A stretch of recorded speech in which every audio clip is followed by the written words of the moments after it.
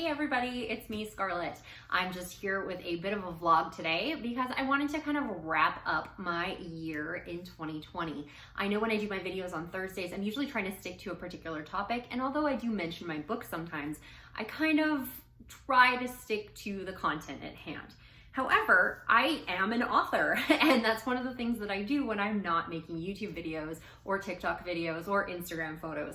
I have a full-time job. I have 2 full-time and then some children, and a brand new puppy this year, so I've been very, very busy. But one of the things that I do as an author is I write books. So I thought I would do a kind of a little bit of a wrap-up here as to how my year went, in case you're interested in me as an actual author, and some of the things that I've been up to this year, instead of just, coming back on Thursdays for the tips and hints. If you aren't really interested in my author journey at all, then obviously thank you very much for watching. Have a happy holiday, and you probably want to sign off now. But if you are interested in what I've been up to, let's get started. Okay, so the beginning of the year started with a bit of a bang. The first thing I did was I started my YouTube channel a couple of weeks in. So if you've been following me right from the beginning, those first few videos started back in January, and I like to think that I have a little bit more confidence now, and I seem to be a little bit more on topic and not as rambly, but some videos still ramble a little bit. I don't think that's ever gonna change. I was always the girl that talked too much ever since kindergarten, so that's just kind of who I am. Also in January, I released my first book for the year. It was called Dreamer, and it's this one right here, and it's a retelling of Sleeping Beauty, but in a contemporary setting. So I have a series called the Faraway High Fairy Tale series, which this is a part of, and then is the second book in the series. All of these books are written as standalones, so it's the individual fairy tale, but they all take place in a fictitious high school in a fictitious town in Iowa called Faraway. So we do see cameos from the other characters in these books, but you can technically read whichever one you want in whatever order you want. So I will have another one coming out in 2021. I just got the cover for it, which I'm super excited about. So the third book in this series will be coming out in 2021, and the first book came out in 2019, which was Falling, and that is a retelling of The Little Mermaid, except I did it with angels. I've probably talked about that one a little bit. This one is about a character named Bria Varden, and she is a 16-year-old girl, and her friend throws her a sweet 16 party. However, something has slipped into her drink, and she ends up in a coma, which ends up taking her into a very, very dark fantasy world, kind of based on some of that Celtic mythology. It also ties in the mythology of nightmares as well. Those are the demons that sit on your chest and drain your energy while you're sleeping, if you have followed that at all. So if this is something that you're interested in, definitely check it out. It is a young adult story, young adult fantasy, and obviously with most of my books, as you will probably see, there's definitely an edge of romance in all of them. So if that's something that you're interested in, definitely check it out. So that was really exciting. And the other exciting part about January is just before this book came out, I went wide with all of my books. I was already wide with the books that I had from small publishers, but Falling was in Kindle Unlimited, and I went wide with it like at the end of December. And then this one came out in like the 3rd week of January, and I applied for a BookBub on Falling, and I got my first BookBub in January of this year. So that was really, really exciting. I did end up getting another BookBub, which we'll talk about in a minute. And so yeah, I was super, super pumped because that seems to be like the holy grail of advertising. And it was really exciting and really fun to see. And a lot of people ended up picking up the book that probably wouldn't have. So that was awesome and very, very cool. So then I got into more writing and more writing. One of the things that I've been doing going into 2020 is I have been working on a anthology that was called a list aiming anthology. So we were doing everything we could to try and hit the USA Today bestseller list. And that series was called Darkness Rising. So I don't actually have a cover because we don't do them in paperbacks, because there's just like, it would be like massively huge. But I released a book called Sleepless in there. It was an abridged version of Sleepless because I had a word count limit. And as I got into the story, I found out that it wasn't a 60,000 word story like I thought. It was really a 85 to 90,000 word story. So I released it as part of Darkness Rising, which was really exciting. And then we did hit the USA Today bestseller list. So in April of 2020, I did hit the USA Today bestseller list with the Darkness Rising anthology and the story Sleepless, which is super exciting. After that, I went straight into other releases.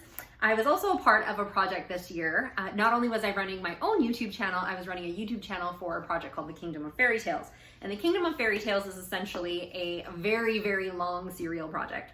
It's 52 books released over the entire year of 2020. The final book in the series actually comes out next Wednesday, if you're interested in that, but it's based on specific fairy tales. So every season, they refer to them as, is based on a different fairy tale 18 years after the original Happily Ever After. So I got involved in this. It's a co-writing project with J. Armitage, and so she wrote the beginning, she wrote the end, and then there were guest authors that came in to help with the other fairy tales, to add some new voices and that sort of thing. So that was really, really fun, and I got to meet some really great authors in that project that I had never got to work with before, like Laura Greenwood, Mark Castro, and they were just so fantastic and really great to work with. And I had worked with J. Armitage before, because she's a part of Enchanted Quill, and I've done anthologies with them in the past, which was really exciting. But so that resulted in the release of 4 novellas. Where's the last one? Sorry.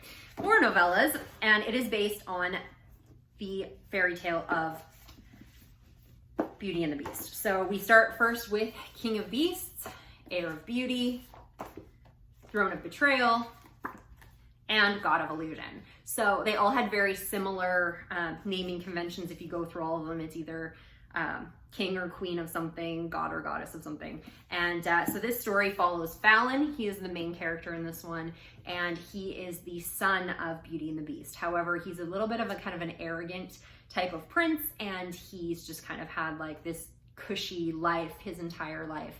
And he, you know, has anything he could ever want. Women just swoon over him because he's beautiful and everything is just perfect.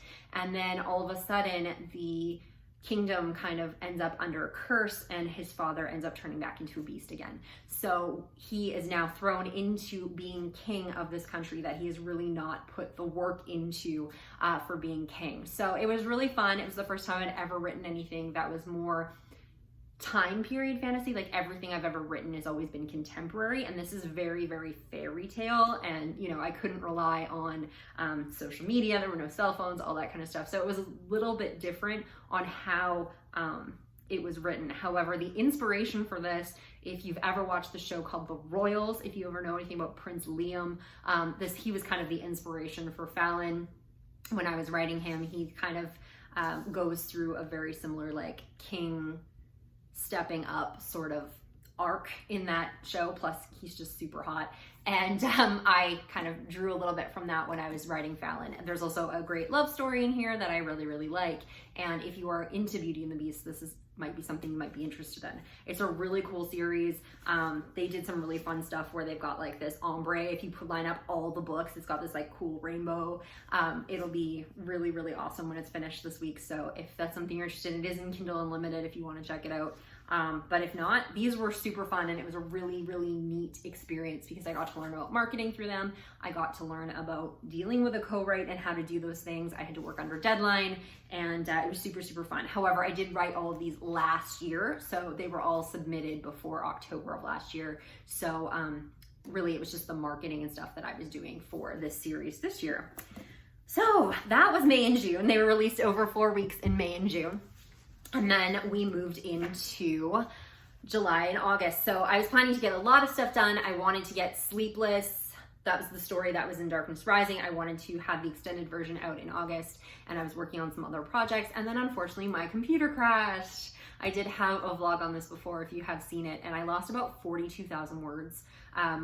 A lot of it for an anthology story, which I'll talk about shortly, and edits from Sleepless. So it was very, very frustrating for me trying to rewrite the story that I'd already spent so much time on. And it literally happened like the day before the story was due. Fortunately, it was something that I was doing with people I knew, so they were a little bit more forgiving and gave me some wiggle room to rewrite. But it definitely messed with my schedule because I had planned to be so much further ahead. The other problem with Sleepless is when I started putting in the extra chapters and making the changes that I needed to extend the story out to the full length that I felt it should be, I decided to change a plot point. And I still feel that that's the way that it needs to go, but it ended up having this trickle down effect through basically the second half of the book.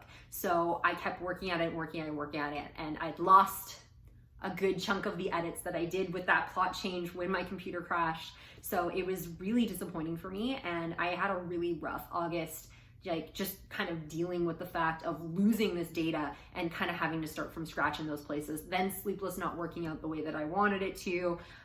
It was not a good thing. So anyways, Sleepless didn't end up coming out when I wanted it to come out, which is really sad, but maybe it will end up sometime in the future. I really hope so, because I still think it's a really great story. And the people who did read the abridged version in Darkness Rising, they had some really great feedback. They really, really loved it. So hopefully this one change is going to make it even better, and people are just going to adore it when it comes out. So that I was basically writing all summer. My summer was spent writing, and which is great. I love to write in the summer. I get outside on my deck where it's really, really nice out. I live in Canada, so it is quite cold. If you look out my window, which is on the other side here, it's very, very snowy. So we only get so much time in the summer, and I really, really love to write outdoors. It's very inspirational, and just, you know, in the breeze, and you can hear the birds. It's great.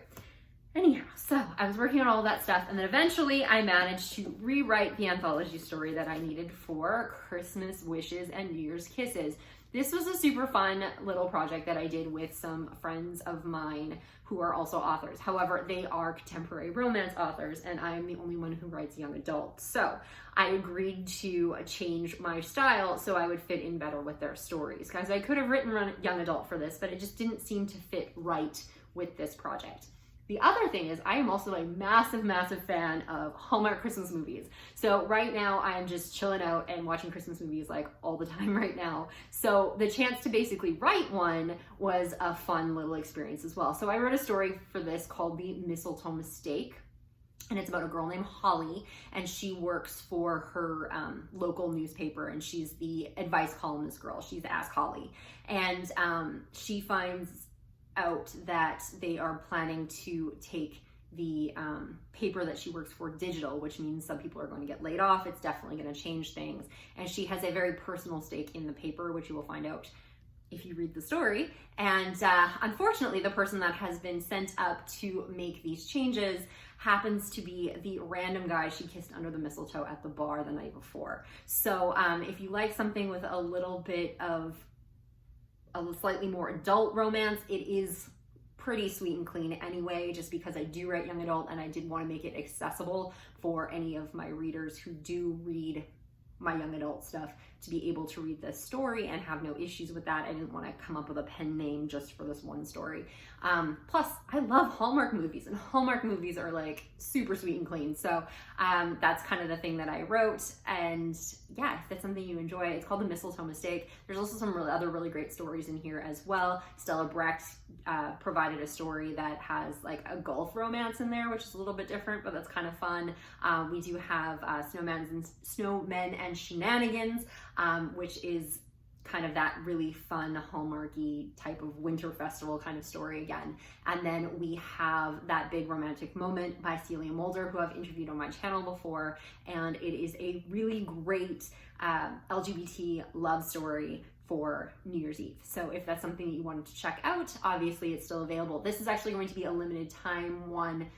It is actually going to stop being for sale after Valentine's Day. So if you want to get your romance on before February, it's definitely something to check out. It's in Kindle Unlimited if you're a Kindle Unlimited reader, or it's available in paperback or on Amazon. But it will be coming down after Valentine's Day, and then I'll decide what I want to do with that story. So I'll get that back and see what I want to do with it. But it was super, super fun. It was something different. There was no magic in it, which really threw me off. But I did like writing it. It was a really fun departure from what I normally do.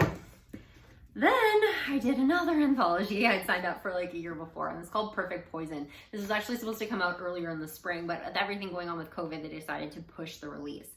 This one is a very short story because the limit was only about 10,000 words. And if you know me or you've just watched my videos, I like to talk. So I tend to go over on my word counts when I'm writing. That my story ended up being under the word count, but that's simply because I ended up cutting out a piece that I would have liked to have added. So I might do that if this ever goes out of publication. I might use that story, but this one was a little bit different too. It was more of that fairy tale vibe again, and a little darker, not necessarily young adult, but definitely darker. And it is about a witch named Daniela, and she is trying to find a werewolf. Basically, there's this wolf that has been terrorizing the village and killing people, and she has found out that they're going to take the wolf down, and she's very concerned that it's a werewolf, and if they kill the wolf, that they're going to kill the human that is associated with it. And she's a pretty kind-hearted person, and she doesn't want that to happen. So she's trying to find the werewolf so she can cast a spell to separate the two spirits before they kill the wolf. So if that's something that you're interested in, it's a cute little short, well, it's not really cute, it's a dark little short story that I wrote, and it was a really fun little project. I worked with some authors that I'd never worked with before. The only thing required for this series was that it involved poison, so all the stories in here are very, very different depending on what kind of stuff the authors usually write. So it was neat. It's got a pretty cover, and yeah, it was a fun little project to do. And then finally we got to the end of November. So that one came out on, like, I believe the 14th of November, and then on November 27th, Black Friday. And please remind me, if I ever consider releasing a book on Black Friday again, please shoot me an email, pop something in the comments, and be like, Scarlett, what are you doing? Do not release books on Black Friday. Everybody is so inundated with emails and sales and all that kind of stuff. Heck, I was busy shopping and forgot I had a book coming out. So do not let me release on Black Friday ever again. I set up the pre-order for this back in January because I had a book bug, and I just wanted to, like, show that I had other things coming, and that book was already written. I finished writing it last year, and yeah, I didn't realize the date when I picked it.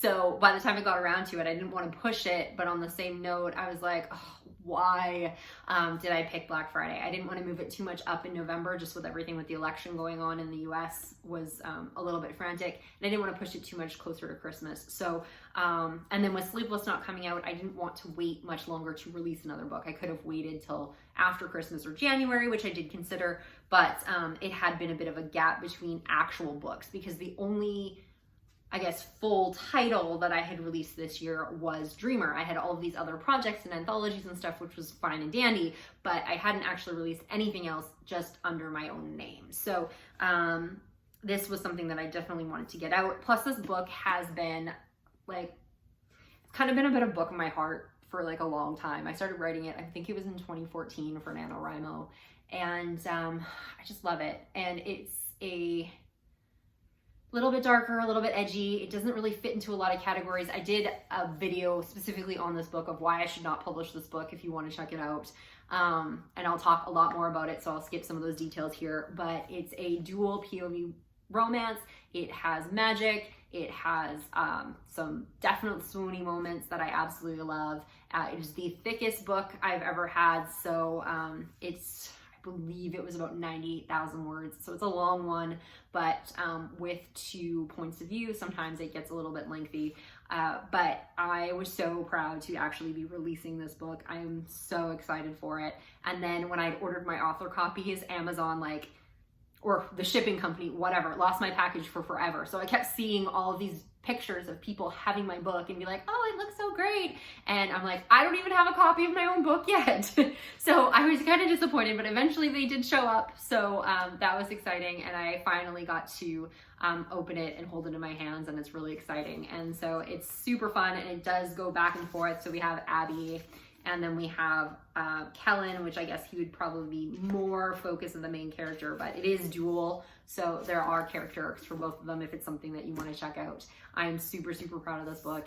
It's my weird little book. I may not write anything like it again. It is a standalone, but it was fun, and I'm really, really, really pleased with how it turned out. So that's everything I did in the year, which was really exciting. I did say I had another book bub. I did have one in May, I believe it was, and that was a book bub for Mercury Rises, and that one was a little bit interesting. I wasn't sure how that was going to play out, because Mercury Rises, if you haven't read it, is a book about, it's a retelling of Robin Hood in a dystopian future. However, it deals with corrupt governments, major corporations running the US, a pandemic, and a government-run vaccine program. So it felt maybe a little too close to home, so I wasn't really sure how that book bub was gonna play out. It did do okay, but the following one back in January seemed to do better. So I just you know, maybe it was a little tone deaf for the audience, but there was a lot of people who were really interested in that at the beginning of the pandemic this year. And so we decided to take a chance and see what happens. So it did open up the audience for this book, as there were new readers that were coming into it that hadn't had a chance to read it before, so which was always exciting. That's always great with a book club because you get to bring on new readers. But yeah, I'm not sure if that was something I should have waited out or tried again a little bit later, but lesson learned, you always give it your best shot and see what happens. So yeah, it's been a very exciting year. It's been a very busy year for 2021. Obviously, I'm going to keep going with my YouTube channel. I'm so happy with everybody who's joined on for this journey so far. There's about, as of today, I think there's about like 257 subscribers who keep coming back all the time, checking out my videos, which I thank you so much. I didn't even know what I was getting into. It was just something that I'd always wanted to do. I obviously really like to talk. I love to talk about writing. So it just seemed like a really good fit for me to have an AuthorTube channel where I could talk about writing and publishing and all those things that, you know, the normal people in my life, like my husband and my friends who don't write, get sick of hearing. So this was an outlet for me to be able to talk about those things that I love. So thank you so much for coming on this journey with me. And I couldn't be more happy with how things have gone. When I get into 2021, I'm already starting to make plans. I might do another vlog later about what my goals are for 2021. If you guys are interested in that, just put that in the comments below. And yeah, maybe I'll film something about what my goals are for 2021, maybe whether I hit the ones for 2020. One of my goals for 2020 was to start a YouTube channel, so I know I at least hit that one, which is awesome. I am planning to be a little less prolific next year. I'm only promising 2 titles. The next one in the Faraway High series, which right now is being called Fierce, and it's pretty exciting. It's based on the 12 Dancing Princesses. Plus, I'm planning to start a brand new series next year. The first book in that probably will be coming out at the end of November, but not on Black Friday, or at the beginning of December. And that one it's kind of been on my mind. I've had it planned out for like at least 5 years, maybe longer. So I can't wait for these books to finally come out. I might, if I get really into it, maybe I'll manage to get them done early. Maybe I can get a couple of books out in that series. But I'm trying to keep the bar pretty low just for myself. And after living through a year like this, I've learned very quickly that things can change very quickly, and you never know what's coming. Like, nobody planned for a pandemic in 2020. So you never know what's going to happen to your inspiration. You never know what's going to happen to the people that you love, or your job, or any of those things. So just keeping that bar low, but my goals and aspirations high. I'm hoping that I'm going to underpromise and overdeliver for my readers. I've got really frustrated a lot this year in terms of not being able to meet my obligations. So, I've been talking about the book Sleepless. Yeah, it's coming. Yeah, it's coming. Yeah, it's coming. And then it didn't come in 2020. And it was actually a total heartbreak for me that didn't happen. And it might come in 2021, but I am not promising it at all, because you know what? If it doesn't come together, it doesn't come together. And I don't want anybody getting their hopes up for it. Also, just with losing all of that data, I wasn't expecting that to happen. Granted, part of it's my fault. I knew I was having some issues with my computer and I never did anything about it. I thought it was being backed up, honestly. Always back up your work. I thought it was being backed up on my time capsule. I do run a Mac. And unfortunately, it had stopped at about a month to a month and a half before it had stopped backing up. And unfortunately, I didn't realize that until I lost the data. So it is what it is. So I definitely learned that lesson. I learned not to promise books until they are pretty much solid. So I will be doing that next year and trying to make sure that I keep all of my promises to my readers, because that means a lot to me and my readers mean everything. So I don't want to be that author who's like, oh yeah, it's coming, and then it doesn't come. So I want to make sure that I'm keeping my promises next year. So I'm keeping my promises very minimal. And then if I can provide more, then that's awesome. So let me know how your 2020 went down in the comments. And I'm also interested in what you think about this channel. I will be asking it in my regular videos as well. But if you are interested in certain types of videos on this channel, just let me know. If there's certain topics you want to talk about, great. drop them in the comments. If you would like to see more vlogs from me, if you would like to see more about my work and my process as opposed to more of generalized writing and publishing videos, and you want something that's a little bit more specific or unique to me, then I can definitely do that. So just let me know what you guys are interested in, or maybe you think everything's fine and you love my channel and you keep coming back and everything is just hunky-dory. And if that's the case, great, just let me know. So this is me signing off. This is, guess, my 2020 wrapped video, not associated with Spotify. And yeah, let me know how your 2020 went. Thanks for watching, guys.